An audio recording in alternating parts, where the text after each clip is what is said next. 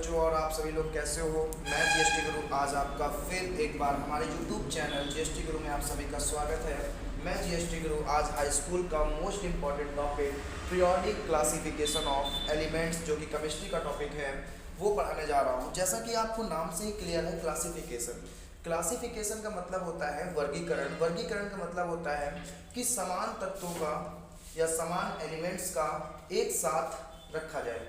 उन्होंने वर्गीकरण शब्द का प्रयोग इसलिए किया क्योंकि तत्वों का वर्गीकरण करना बहुत बेहद ही जरूरी था, क्योंकि लगातार नए नए तत्वों की खोज हो रही थी और हर एक तत्वों की गुणों को याद कर पाना, हर एक अलग अलग तत्व की प्रॉपर्टी को याद कर पाना बड़ा मुश्किल हो रहा था। तो वैज्ञानिकों ने ये सोचा कि क्यों ना कई सारे तत्वों के जिन तत्वों के गुण समान हैं उन तत्वों को एक साथ रखा जाए, उनका वर्गीकरण एक साथ किया जाए, जिससे समान गुणों वाले या सेम प्रॉपर्टी वाले तत्वों को कि गुणों का अध्ययन हम लोग बहुत आसानी से कर सकें और इजीली कर सकें, क्योंकि उनको एक साथ रखा जाए।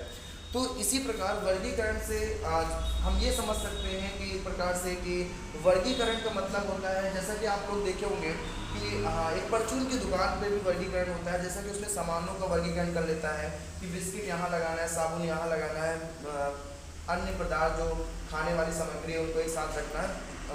आप लोग घरों में भी हम लोग वर्गीकरण करते हैं, लाइब्रेरी में वर्गीकरण करते हैं। लाइब्रेरी में ऐसा नहीं है कि सारी किताबों को एक साथ रख दिया जाए, वहाँ पर भी क्या होता है अलग अलग क्लासों के या क्लास वाइज या सब्जेक्ट वाइज किताबों का वर्गीकरण किया जाता है। तो सेम वैसे ही वर्गीकरण लेकिन हम लोग यहाँ पे केमिस्ट्री के तौर पर पढ़ रहे हैं। तो केमिस्ट्री में वर्गीकरण तत्वों का हुआ और तत्वों का वर्गीकरण करने में सबसे पहले हमारे साइंटिस्ट आए जिनका नाम था डोबे रेनर।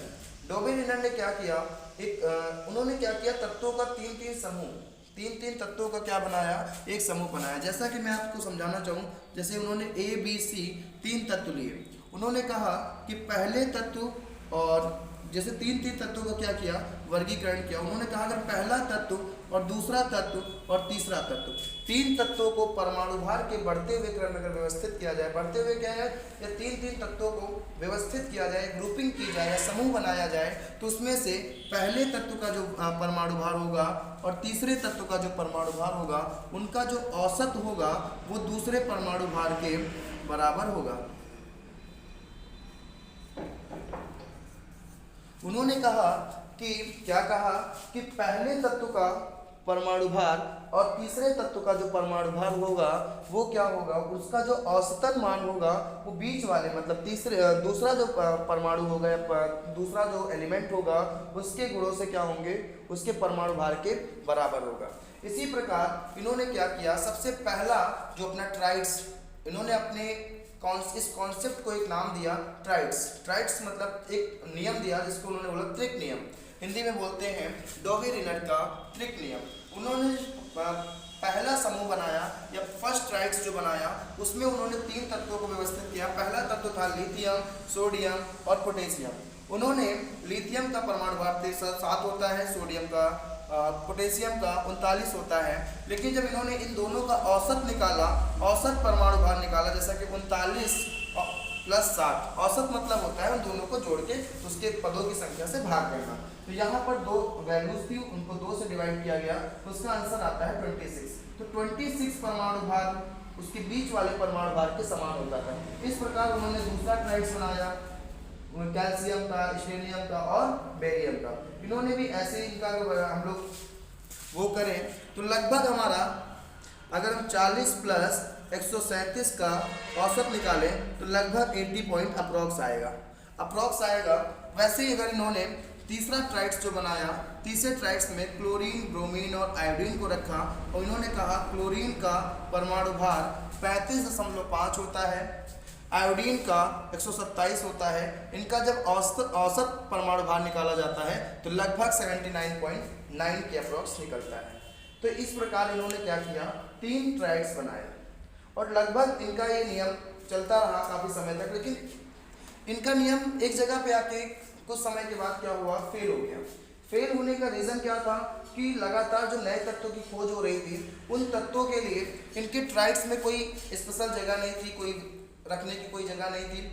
पहला इनके फेल्योर होने की या फेल, इनके जो कॉन्सेप्ट था उसका फेल होने का पहला रीज़न यही था कि जो नए तत्वों की लगातार खोज हो रही थी उनके लिए इनके ट्रायल्स में कोई जगह नहीं थी।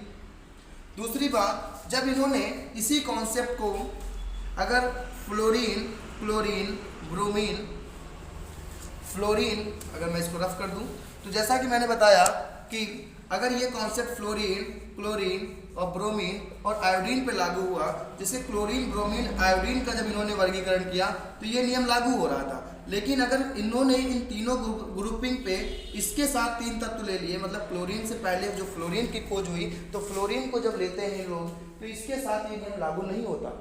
तो इनके फेल होने का पहला रीज़न कि जो नए एलिमेंट्स की खोज हुई उनको त्रिक नियम में कहाँ व्यवस्थित किया जाए, इसके बारे में इनके कॉन्सेप्ट में कोई जिक्र नहीं किया गया। दूसरा कि जब ये 3 तत्वों का समूह बनाकर उनके गुणों को समान दिखाया गया है तो क्यों तो क्लोरीन की जगह पर अगर हम क्लोरीन आयोडीन को छोड़ दें उस समूह से और उसकी जगह पर फ्लोरीन लेते हैं अगर, तो वो कॉन्सेप्ट लागू होना चाहिए। लेकिन इनके कॉन्सेप्ट में ये चीज़ लागू नहीं हुआ, उनका औसत परमाणु भार बीच वाले तत्व के परमाणु भार के बराबर नहीं आया। तो ये सब रीज़न थे इनके फेल होने के। लेकिन अभी तक विज्ञान जगत में इसकी कोई खोज नहीं की थी, वर्गीकरण के बारे में कोई जिक्र नहीं किया था। सबसे पहला तो इनको विज्ञान की तरफ से सम्मानित भी किया गया और नोबेल पुरस्कार के समान एक दूसरा पुरस्कार होता है वो इनको दिया गया, लेकिन इनका नियम क्या हुआ, फेल हो गया। उसके बाद जस्ट 40 साल बाद, लगभग 40 साल बाद एक नए साइंटिस्ट आए जिनका नाम था न्यूलैंड का अष्टक नियम। जैसा कि आप लोग सभी जानते हो कि न्यूलैंड क्या थे, एक इंग्लिश के वैज्ञानिक थे। 1856 के आसपास इन्होंने क्या किया, एक कॉन्सेप्ट दिया जिसको हम लोग बोलते हैं न्यूलैंड लॉ ऑफ ऑक्टेव, या हिंदी में बोलते हैं न्यूलैंड का अष्टक नियम। तो इन्होंने जैसा कि हमारा इतिहास या हमारी केमिस्ट्री का इतिहास बताता है कि न्यूलैंड क्या थे, एक म्यूजिक लवर थे। क्या थे? म्यूजिक लवर थे। म्यूजिक लवर का मतलब संगीत प्रेमी थे। तो इनका संगीत से इतना ज़्यादा प्रेम था कि इन्होंने जो केमिस्ट्री में जो तत्वों का वर्गीकरण किया उसका आधार ही संगीत के स्वर ही मान लिया।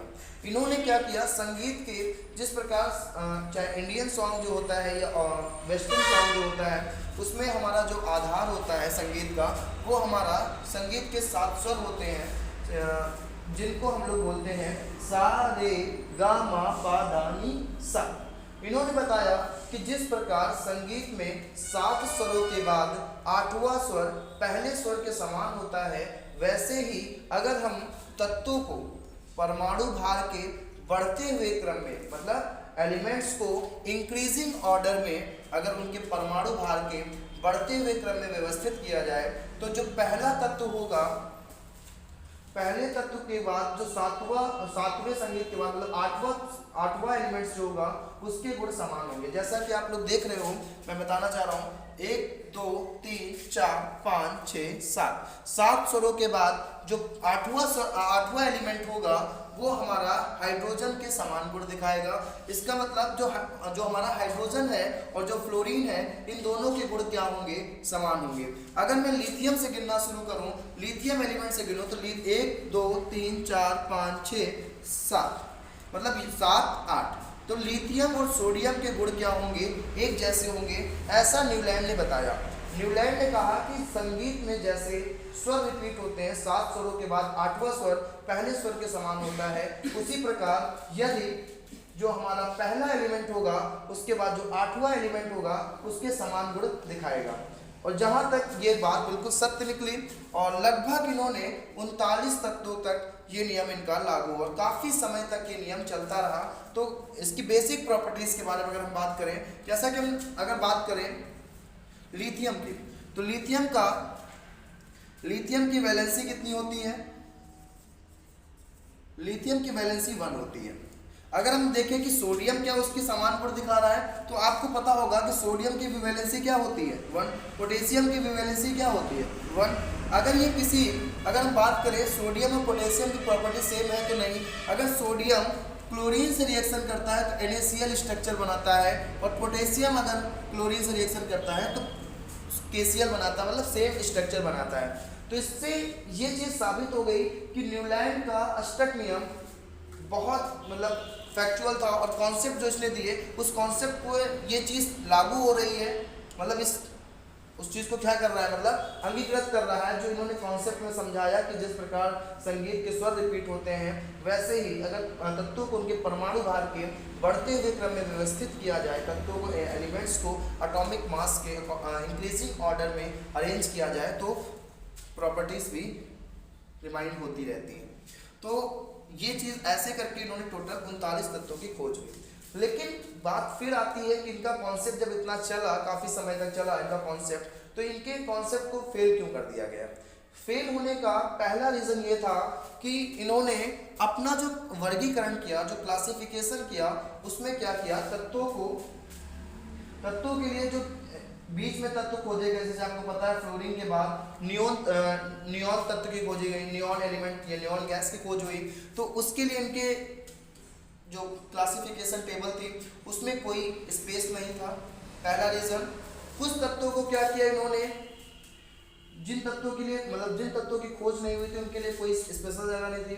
कुछ स्ट्रक्चर जैसे हाइड्रोजन है, हाइड्रोजन हमारा metal non metal electron reduce, मतलब प्लस वैलेंसी और नेगेटिव वैलेंसी दोनों शो करता है, उसके बारे में इन्होंने स्पेशल स्थान नहीं बता पाए, एक फिक्स स्थान नहीं बता पाए, और ऐसे ही कई सारी कमियां इनमें और पाई गई, तो जिसके कारण इनके भी नियम को क्या कर दिया गया, फेल कर दिया गया। और इस प्रकार इनका नियम ओवरऑल फेल होने के बाद हमारा सब, उसके बाद हमारे एक नए साइंटिस्ट आते हैं जिसको हम लोग अपनी नेक्स्ट क्लास में पढ़ेंगे। कि इतना आप लोग रिवाइज करिए, आपके लिए इतना सफिशिएंट है अभी। Okay, thank you class.